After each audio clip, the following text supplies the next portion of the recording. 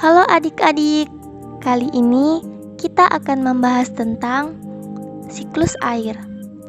Seperti yang kita ketahui, air dapat digunakan untuk diminum, mandi, menyiram tanaman, dan lain-lain. Lalu, kenapa ya air tidak pernah habis?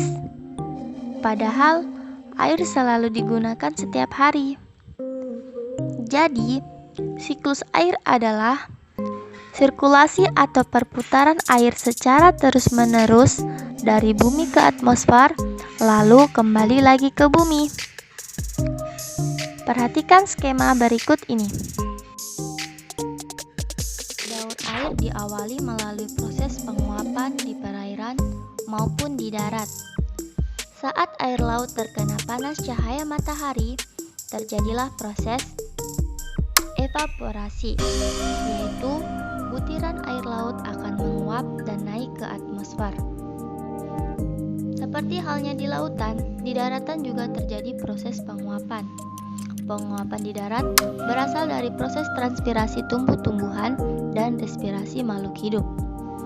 Lalu proses evaporasi, transpirasi, dan respirasi inilah terbentuk kumpulan uap air yang kita kenal dengan awan. Awan yang terbentuk mengikuti arah angin yang sedang bertiup. Secara kontinu, proses ini diikuti oleh penguapan air sehingga semakin lama berat awan semakin bertambah. Massa awan yang semakin bertambah diikuti dengan penurunan suhu awan menjadi semakin lebat dan dingin. Mulailah proses yang dinamakan presipitasi. Awan mencair menjadi butiran air menetes dan jatuh sebagai air hujan ataupun salju. Air hujan bisa jatuh di darat maupun di laut.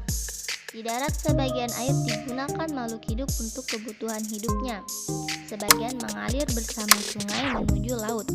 Kemudian sisanya meresap ke tanah dan bergerak ke tempat terendah karena pengaruh gravitasi. Inilah proses yang terjadi dalam daur air.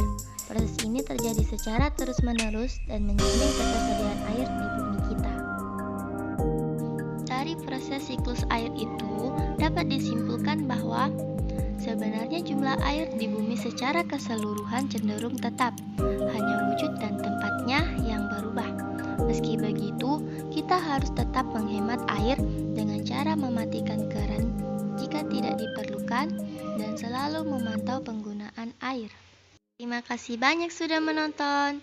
Semoga bermanfaat dan sampai jumpa.